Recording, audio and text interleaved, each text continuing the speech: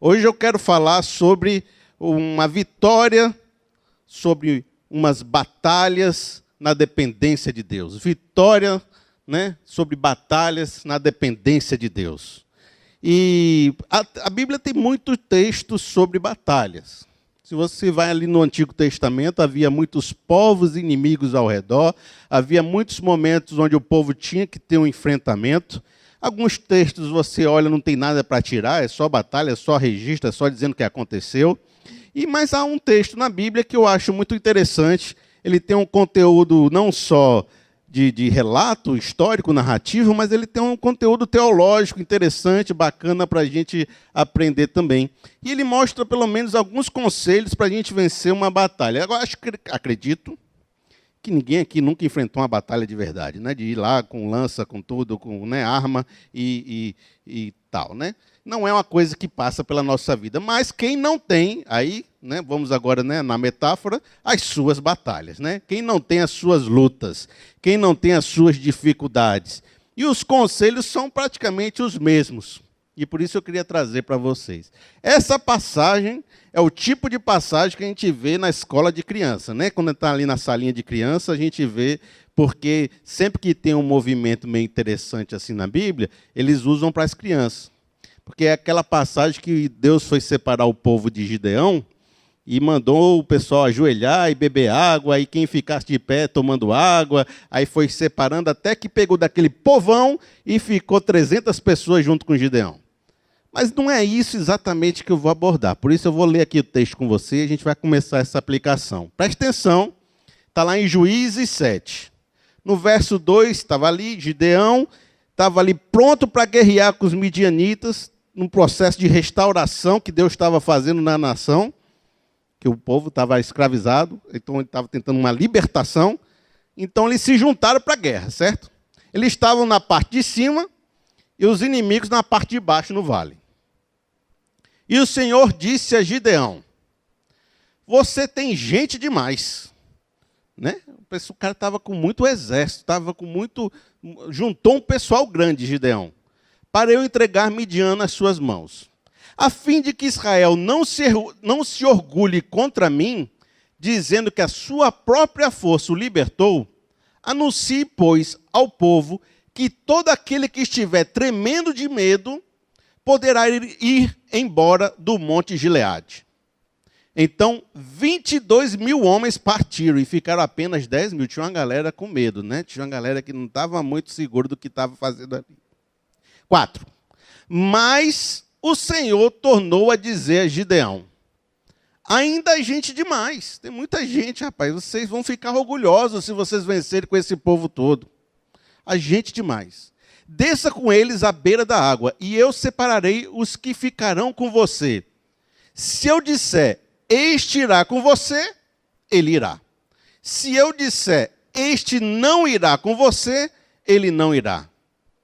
Antes da gente ir para o 8, aí teve aquele processo de separação que quem tomasse ajoelhado ou quem tomasse com a mão, que parece ser uma coisa meio aleatória, né? Fez um processo assim, quem pegou com a mão vai para cá. Mas se você olhar esse texto 4 mesmo, você percebe que Deus está por trás da seleção, né? Ele está dizendo assim, se eu disser, este irá com você, e se eu disser, esse não irá, o processo era um processo assim para o povo ver, mas quem estava escolhendo era Deus. Entendeu? Então, por trás do processo, tinha uma escolha divina. Por trás de quem se abaixava ou quem pegava com a mão, tinha uma escolha divina. No 8 diz assim, Gideão mandou os israelitas para as suas tendas, mas reteve os 300, de 32 mil. Quantos por cento é de 32.300? Ficou com 300. E estes ficaram com as provisões e as trombetas dos que partiram. Com esses 300, Gideão foi à guerra. Deus estava incomodado com 32 mil pessoas no exército. E disse, se vocês vencerem com esse monte de gente, vocês vão ficar orgulhosos no coração de vocês. Então, a primeira coisa que eu quero que vocês levem para a vida de vocês e para o coração de vocês é o seguinte: mais importante que vencer é como eu luto as minhas batalhas. E isso tem tudo a ver com o propósito de Deus. Vou repetir.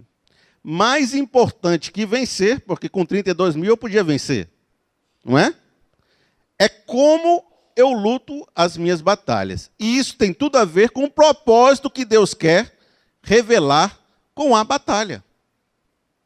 Olha, o que estava acontecendo? Nessa época dos juízes, era muito claro o seguinte procedimento. Por que que o povo ficava escravizado? Por que que o povo ficava oprimido pelas nações vizinhas? Por que que eles ficavam assim ruins se eles eram povo de Deus?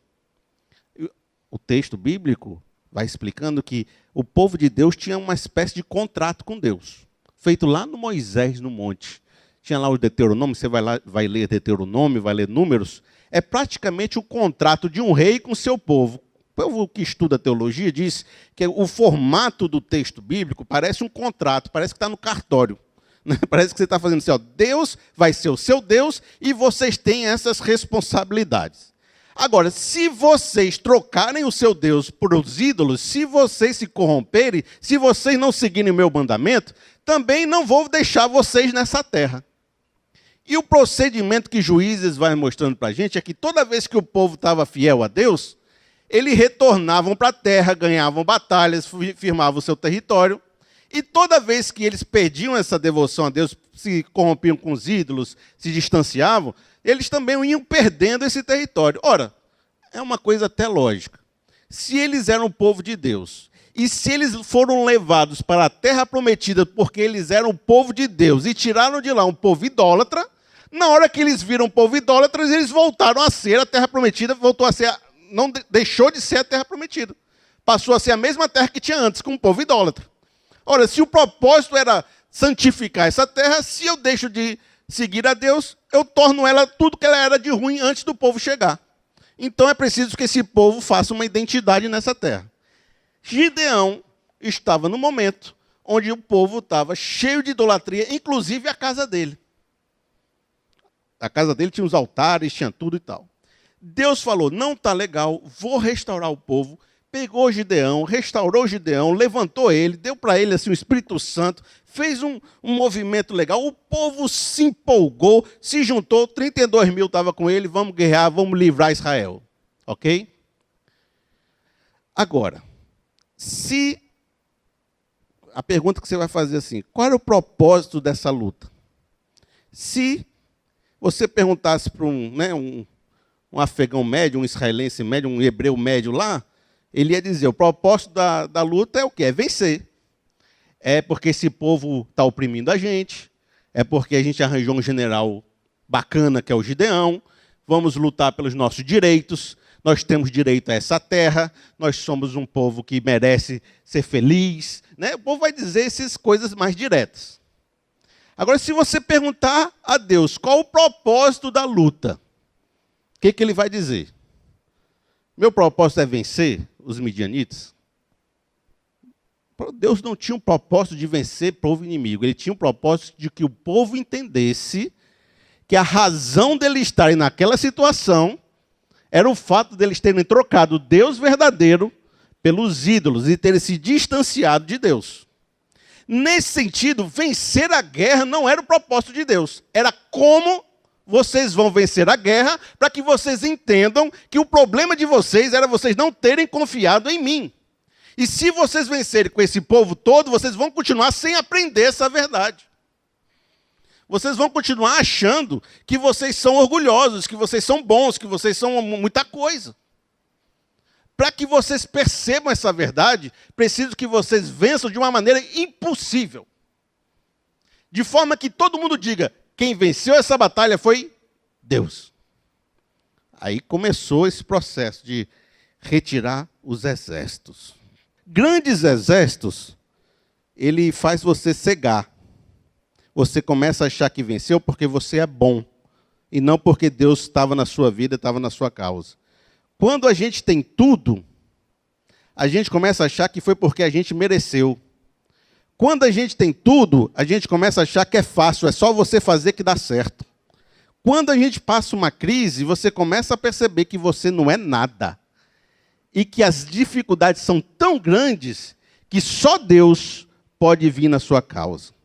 E assim é o modo de Deus operar. Se você perceber acho que é Deuteronômio 7, Deus faz um relato impressionante que diz assim: olha, Israel, eu não escolhi vocês porque vocês eram um povo melhor. Eu não escolhi vocês porque vocês eram os mais numerosos. Eu não escolhi vocês porque vocês eram mais fortes. Eu escolhi vocês porque vocês eram pequenos. Para que toda vitória que viesse de vocês, o povo soubesse que foi por minha causa e não por causa da força de vocês. Isso já estava escrito na própria lei. O que dirá da história de Davi e Golias? O que é a história de Davi e Golias? É a televisão da época, certo? Tinha o desafio, o UFC, tinha um rapaz lá forte, invencível, o cara gigante que ninguém vencia, o negócio da armadura forte, uma espada maior do mundo. Quem foi que foi lutar contra esse gigante? O rapaz mais novo da família do Jessé, que não conseguia nem portar uma armadura. Qual é o discurso de Davi? Você vem contra mim com lanças, com pedras, né, com negócio aí tudinho, eu vou contra ti com o Senhor dos Exércitos, com Deus poderoso. E quando ele vence aquela batalha, o que o povo descobre? Que não é armadura, não é força, não é tamanho que vence uma guerra, é o Senhor Deus poderoso no coração daquele rapaz Davi. Então essa é a perspectiva. Se lembra?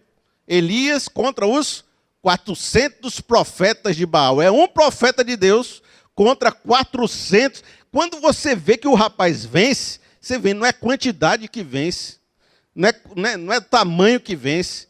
É o cara está com Deus no coração, está firme na promessa de Deus. Então esse é o modo que Deus opera. E exército segue o nosso entendimento. A gente fica achando que o cara para ser rico é só querer. O cara para ter dinheiro é só... Rapaz, você não tem dinheiro porque você não quer. Porque se quisesse fazer igual a mim, olha só o meu carro. Aí você tem os exércitos, acha que tu é bom. Mas não é bem assim. Quando Deus toca na gente, se lembra do Jó? Você vê que você não é nada. E é lá no profundo do desespero que você começa a dizer: antes eu te conhecia de ouvir falar, mas depois dessa trajetória que eu vivi um sofrimento, que eu vivi uma falta, hoje meus olhos te veem, hoje a gente tem um relacionamento íntimo. Por isso eu gosto de falar para adulto. Adulto já viveu umas coisas na vida e já não tem aquelas utopias de que é bonzão, sabe? Tem uns que tem, né? Mas assim... Geralmente o cara viveu, já caiu, já separou, já teve problema com o filho, já passou de desemprego, já teve doença. Uma pessoa dessa é humilde, diz assim: só Deus para eu estar aqui hoje. Só Deus para me sustentar. Às vezes, quando você está lá bonzão, cheio do exército, você não tem esse discurso, não. Você acha que está lá porque você é filho do rei. Ah, gostosão. Por isso que é importante. Deus, às vezes... E olha só, não é que Deus tira alguma coisa para você poder... Né? Às vezes pode ser, mas não é bem isso. É porque a vida é uma aflição. A própria vida é uma batalha. A nossa finitude da vida, você é mortal, você vai morrer. Você vai ter doença. Você vai ter dificuldade de relacionamento. Você vai ter que perdoar pessoas. A vida é uma batalha. A vida é uma história de uma falta. Por que que Jesus fazia milagre numa pessoa? Porque aquela pessoa estava paralítica, porque aquela pessoa estava cega, porque aquela pessoa tinha uma falta. E a história do homem é que todos nós precisamos de uma salvação, todos nós precisamos de um milagre, porque a história do homem é uma história de caída, de queda, de finitude. Por isso, amigo, ainda que você se ache muita coisa, às vezes a dificuldade vem para você perceber que você não é essa coisa toda. Talvez você me diga agora: mas Felipe, eu já sou crente há muito tempo, isso eu já aprendi, isso está claro, está fixado, está firme no meu entendimento. E eu sei que todas as vitórias da minha vida, quem deu foi Deus. Eu glorifico a Deus, eu agradeço a Deus, eu faço tudo para glorificar esse Deus maravilhoso, porque eu sei disso, isso é uma verdade, essa palavra não é para mim. Amigos, vou dizer uma coisa. Para você cair, você teve que subir. Que quem está embaixo não tem como cair, não, já está embaixo. Quem é que está na vitória é que tem um perigo de cair. Quem está na vitória é que tem um perigo da soberba. Quem está na vitória é que abre a brecha para o inimigo. Quer ver? Vou mostrar para vocês. Juízes 8, depois das batalhas, certo? Depois das batalhas. Juízes 8 vai dizer assim, ó. 22. Os israelitas disseram a Gideão, olha só o que aconteceu. Gideão venceu, os 300, aquela coisa toda. Reine sobre nós, você, seu filho e seu neto, pois você nos libertou das mãos de Midian. Quem é que libertou o povo? Foi Deus ou foi Gideão? O povo já estava idolatrando o Gideão. Aí o Gideão, com aquela consciência, disse, não reinarei sobre vocês, respondeu-lhe Gideão, nem meu filho reinará sobre vocês, o Senhor reinará sobre vocês. Fez o dever de casa o Gideão, não foi? Fez o dever, disse assim, é Deus, não sou eu, não é vaidade, quem prega aqui é Deus, não é o Felipe, quem faz a obra é Deus, não sou eu. Ele fez o dever de casa. Mas aí o Satanás vem no 24 e prosseguiu, só lhes faço um pedido, é aqui que o Satanás entra, só lhe faço um pedido, que cada um de vocês me dê um brinco da sua parte dos despojos. Gideão usou o ouro para fazer um manto sacerdotal. E começou a comédia, né? Poder, o manto sacerdotal. Que ele colocou em sua cidade em Ofra. Todo o Israel prostituiu-se, fazendo dele objeto de adoração. E veio a ser uma armadilha para Gideão e sua família. Logo depois que Gideão morreu, os israelitas voltaram a se prostituir-se com os Baalins, cultuando-os, ergueram Baal-Berite como seu Deus, e não se lembraram do Senhor, do seu Deus, que tinham livrado das mãos dos seus inimigos em redor. Amigo, quem está no alto, tome cuidado para não cair. Quando a gente sobe e fica bem de vida, há uma tendência de você relaxar, de você abrir brecha. E aquele candidato que era honesto, sabe candidato honesto? Vou votar no candidato porque ele é honesto. Ele realmente pode ser honesto. Mas dá 3 anos de governo, o honesto que nunca teve poder, começa a ter que fazer aliança, começa a pedir os ouro do brinco, começa a fazer uns mantos sacerdotal. Quando esse cara sai do governo, voltaram a adorar os Baalins, esqueceram-se de Deus, voltou tudo a ser como era antes. Por isso você diz, agora vai consertar o Brasil, meu irmão. Agora a gente vai. Você elege o cara. Elegeu o PT, achando que ia consertar o Brasil. Bom, nem dizendo daqui para frente, vamos dizer daqui para trás. A última pessoa que você esperava que fizesse as coisas erradas era o PT, né? Que era o cara que dizia que ia fazer diferente. Não é que ele seja até pior nem melhor que os outros. Você achava que ele ia fazer diferente.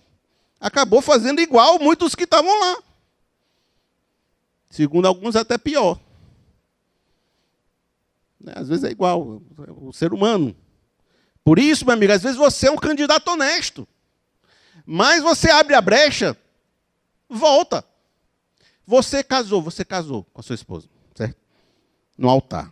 Lembra dos votos? Até que a morte nos separe. Você falou que quero você para a minha vida toda. Você me completa. Você é tudo que eu esperei para a minha vida, né? Eu posso morar com você numa cabana no deserto, que nosso amor está seguro, que nada vai nos abalar. Né? A gente tem um amor perfeito. O mundo lá fora não sabe o que é a nossa história. Né? Você vai falar aquelas coisas no casamento. Aí você diz que vai viver na cabana com o cara, que se só tivesse tudo numa ilha com ele não tinha problema, mas na primeira crise financeira, as brigas. As brigas, por que você gasta muito o teu cartão, me dá aqui, deixa eu ver, vai confusão, agora você também não vai mais para onde, não sei o quê, você não sei, vou voltar para casa da minha mãe. Não era eterna as promessas? Não era lindo o casamento? Não estava todo mundo feliz? Abriu a brecha, meu irmão.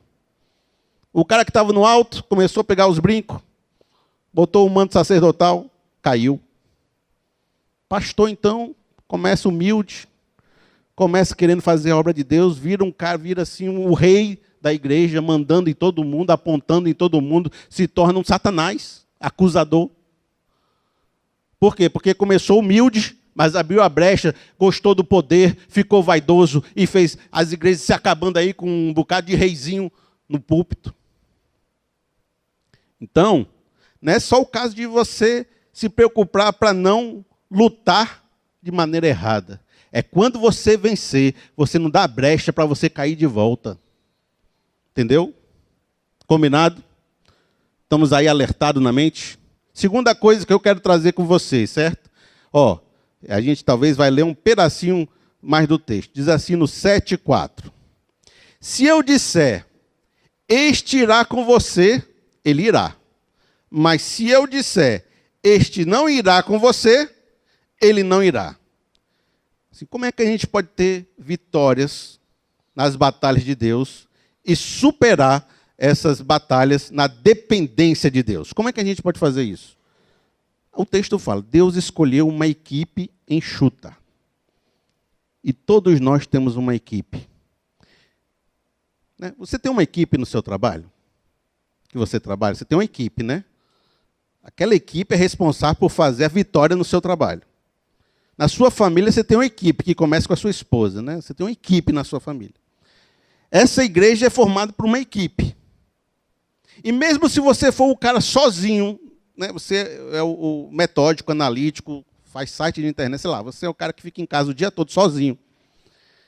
Você tem os seus clientes, seus fornecedores, as pessoas, os seus mestres, você tem uma equipe com você. Às vezes ela não é tão visível, mas todo mundo depende de alguém. Se Deus quisesse que Gideão ganhasse a guerra sozinho, dizia, vai só eu e tu, Gideão. Se ele deixou 300, é que Deus queria escolher o tutano, a equipe perfeita para fazer essa obra. Embora fosse na dependência de Deus, não era sozinho. Embora fosse por causa de Deus, exige e invoca a ação do homem. Precisa que o homem vá lá lutar, precisa que o homem vá lá resolver. Na consciência que é Deus, mas com o trabalho das mãos do homem. E esse homem precisa de uma equipe. Equipe, rapaz, equipe é um negócio forte. Você dá certo ou dá errado por causa das pessoas que estão contigo. As batalhas são vencidas ou perdidas por causa das pessoas que estão com você. Eu lá no meu trabalho, eu era sozinho, esse esquema do sozinho, do cara que faz trabalho. Mas eu tinha toda uma equipe de profissional que enviava o trabalho para mim. Eu tive os clientes que pagavam. Eu tinha uma equipe junto comigo que não era visível. Tinha uma época que eu tinha contas a pagar e receber assim. Eu tinha um bocado de dinheiro para receber, mas eu não tinha dinheiro para pagar minha moto. Sabe como é que é essa situação? Você tem um bocado de cheque na sua mão, mas nenhum tem fundo. Você tem um bocado de cliente, mas que paga e não tem nenhum. Isso é uma miséria, né? O Brasil tinha esses negócios às vezes, e no meu mercado tinha muito disso, muito aventureiro. Aventureiro que teve uma ideia maluca e te contrata sem dinheiro para pagar. E você acredita, porque você é inocente, acredita e vai lá fazer o serviço. Teve um dia que eu falei, essa equipe não presta. Vou selecionar o que eu disser que vai ficar, o que eu disser que não vai ficar. Reduzir para 30% as pessoas que eu trabalhava. Ah, Felipe, tem aquele negócio. Não, faço mais não. É que nem passagem de avião. Você paga e voa depois. Paga primeiro e voa depois. Fiz o negócio. Aí meu conto a pagar ficou desse tamanhozinho a receber, né? Aí eu fiquei, mas eu conseguia pagar a minha moto. Por quê? Porque eu só gastava quanto eu sabia que eu ia arrecadar. E deixa eu dizer, Deus abençoou e o negócio foi crescendo só com gente boa. Você precisa ter uma equipe boa, porque uma equipe que não paga, uma equipe ruim, você não pode contar na hora que você precisar. A equipe do seu trabalho, a equipe da sua empresa, a sua família, os seus amigos, o seu pequeno grupo, a sua igreja, a sua equipe. Escolha a sua equipe como Deus escolhe ela. Agora, uma outra coisa que você tem que se perguntar, porque Deus, ele é o maior gestor de recursos humanos que tem, né? Tem, né, os coaches hoje, né, os coaches, os psicólogos, os negócios, tudo tentando fazer o trabalho que Deus faz, certo? Deus ele é o maior coach que tem, certo? O cara mais esperto, porque ele te criou, né? Ele não precisa nem fazer entrevista contigo, ele sabe tudo que você pode fazer hoje e tudo que você pode fazer amanhã se ele agir na sua vida. Ele sabe todos os seus defeitos e no lugar certo que você pode se encaixar. Quer ver? Eu vou só ler um versículozinho só para te firmar esse entendimento. Ó, diz assim, ó. 1 Coríntios 12, 18. Mas Deus colocou os membros do corpo, cada um deles como quis. A Bíblia diz que Deus dá os dons conforme Ele quer. Então, todos nós temos um local certo para estar, uma capacidade certa para fazer, e quem sabe isso melhor do que ninguém é Deus. E Ele nos coloca na posição certa. Por isso eu quero perguntar, ainda que você não tenha a equipe dos sonhos, que vai fazer você vencer as batalhas, e você não tenha gerência sobre essa equipe, porque foi alguém que colocou essa equipe para você, a pergunta que eu quero fazer para você é, você está na equipe certa? Que isso depende de você. Você está no lugar certo que era para você estar? Deus te colocou. Ou você, na hora do censo que Deus fez, você se esqueceu de ouvir o que Deus falou, e hoje você tem feito coisas que não tem nada a ver com a sua história. Não ouviu o direcionamento de Deus, não ouviu onde Deus queria te colocar, você está lutando batalhas que não são as que você poderia lutar, você está sendo incompetente naquilo que faz. Não porque você é incompetente, mas porque você está no lugar errado. E Deus é esse gestor de equipes. Ele sabe quem são as pessoas certas para estar dentro do combate e para estar fora do combate. Faça essa reflexão, meu amigo, porque a pior coisa que tem é uma pessoa que está no lugar que não deveria estar. Já pensou? Sabe aquele cantor que não canta nada e põe ele para fazer um solo? Ele machuca a gente tudinho aqui. Aí você diz, por que botaram aquela pessoa para cantar? Ele não está no lugar errado. Alguém disse para ele que ele era cantor. Ele acreditou.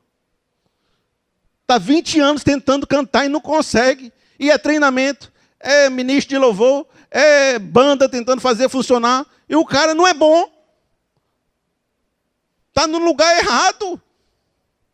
Pastor, quantos pastores não sabem nem o que diz?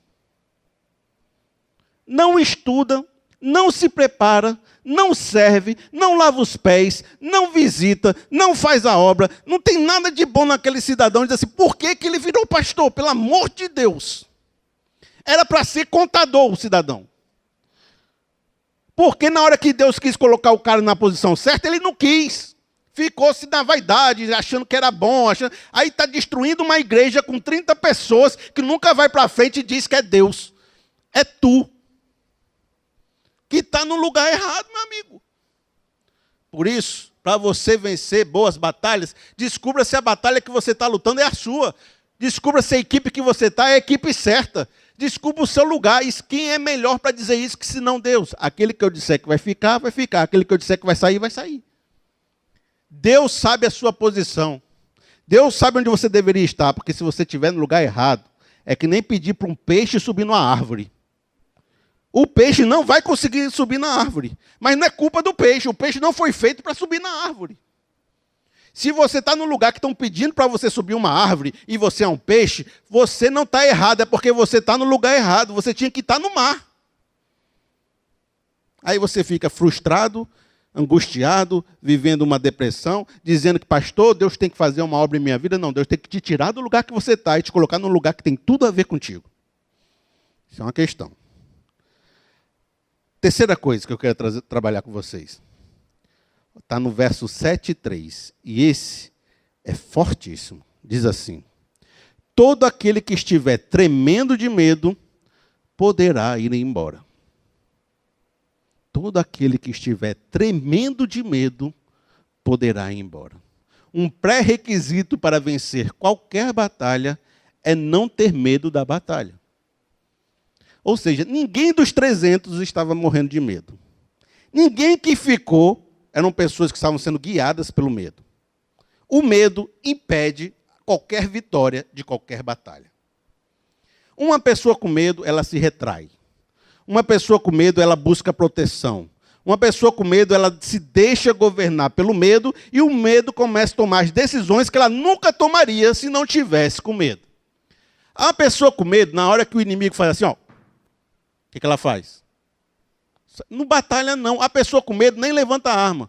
Na hora que vem a trombeta, ela se treme todinha. O que ela faz? Ela foge. Uma pessoa com medo não luta a batalha. Por isso que uma das afirmações que eu gosto de repetir com vocês é que o contrário da fé não é ceticismo. O contrário da fé não é ateísmo. O contrário da fé é medo. Por isso que Jesus dizia, não temas, crê somente. Não temas, porque você vai ver a obra que vai ser realizada na sua vida. O medo me impede de tomar as decisões pelo propósito de Deus lá na frente. Você lembra do propósito? Que é o que Deus queria fazer? O medo vai impedir de eu seguir esse propósito. Vou te dar um exemplo. Vamos supor que você gosta do Brasil. Mas você gosta quando o Brasil dá certo. E Deus tinha propósitos para você no Brasil. Deus tinha missões para você transformar essa realidade. Deus quer que você faça grandes transformações no Brasil. Mas na hora que o Brasil começou a dar errado, o que você pensou? Portugal, Canadá, que mais? Estados Unidos, Miami, Japão. Tem uma galera diferente, Japão. Por quê? Na hora que apertou, o meu medo dominou minha consciência, eu esqueci tudo que era missão de Deus e pensei na minha segurança. Aí a minha segurança ficou sendo propósito. Se você tem propósito lá nos Estados Unidos, então tu tem que ir. Mas se teu propósito era aqui e você vai lá fugindo, você vai ser infeliz, meu irmão. Lavando o chão lá. Por quê? Porque o medo me fez fugir no primeiro sinal de batalha. E essa é uma dificuldade muito grande que nós temos. Olha só, tem um texto na Bíblia que ele é muito forte e vale para quem está buscando segurança demais. Diz assim, ó, João 10, 12. O assalariado, o mercenário, em outras traduções, não é o pastor a quem as ovelhas pertencem. Assim, quando vê que o lobo vem, abandona as ovelhas e foge. Então o lobo ataca o rebanho e o dispersa. Ele foge porque é assalariado e não se importa com as ovelhas. Eu sou o bom pastor, conheço as minhas ovelhas e elas me conhecem, assim como o Pai me conhece e eu conheço o Pai, e dou a minha vida pelas ovelhas. A pessoa que está trabalhando só por causa da segurança, do salário, porque tem que fazer, na hora que o negócio aperta, na hora que a batalha começa, ela pensa, eu vou fugir porque o lobo apareceu. E eu tenho medo. Eu prefiro salvar, correr, do que lutar por um propósito. Jesus diz, essas ovelhas são minhas, e eu dou a minha vida por essas ovelhas. Por isso que eu sou diferente do assalariado. Eu tenho uma missão de Deus com vocês. Então, quando eu luto a minha batalha com uma missão e um propósito de Deus, ainda que venham as tempestades, ainda que venham as circunstâncias e os ventos, a minha casa está firmada sobre essa rocha que é o mandamento e a palavra de Deus. E a minha casa não vai cair. Mas se meu fundamento for o dinheiro, por exemplo, eu trabalho para ganhar dinheiro, no primeiro desgaste que você tem, você diz, eu não gosto mais desse emprego, eu não sou feliz, eu não sei. Aí sai. O que você faz, você tem que fazer com a coragem. Com o sentido de que Deus te colocou para fazer aquilo. Assim, meu amigo, você vence todas as batalhas que estarão pela frente. Amém? Você pode vencer suas batalhas. Mas você precisa de uma fé no seu coração. Entender que qualquer batalha que você luta tem que ser na dependência de Deus.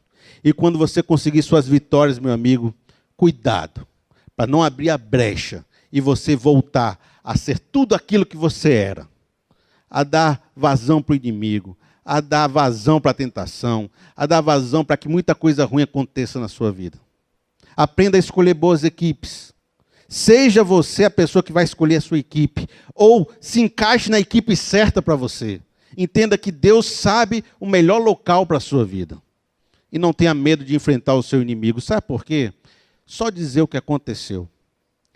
O Gideão, ele foi investigar o pessoal lá antes de começar a guerra. Ouviu que o pessoal estava morrendo de medo do Gideão, por causa dos 32 mil, porque Deus mandou um sonho, porque o negócio estava ganhando força. Olha, tive um sonho que Gideão vai vir e vai esmagar a gente. Ele foi ouvir os inimigos. Ele voltou, pegou os 300, botou todo mundo em volta do vale, assim, ó. Pegou cada um com um vaso, uma tocha e uma corneta. Disse assim, agora a gente vai fazer o seguinte, quando for meia-noite, que ninguém estiver enxergando nada, na troca da sentinela, a gente vai quebrar esse vaso todo mundo junto, vai tocar a trombeta e vai fazer uma palavra de ordem por Deus e por Gideão. O povo de baixo já estava com medo. Ele usou o medo do povo e os 300 que não tinham medo nenhum em cima. Na hora H, eles fizeram um barulho do tamanho do mundo, quebraram os vasos tudinho. Brá, brá, brá, brá, brá. O povo acordou com medo, sem estar preparado. A metade do povo fugiu, que era o povo que ia fugir do Gideão. O povo de baixo tinha volume, mas não tinha coragem. Metade do povo fugiu. E o resto, achando que o exército já estava entrando, começaram a se matar, achando que um era o Gideão, que não era ninguém. Começaram a fazer guerra entre eles mesmos. De forma que naquela hora nem precisaram lutar, porque a confusão e o medo tomaram conta do acampamento inimigo. Depois Gideão foi atrás dos caras.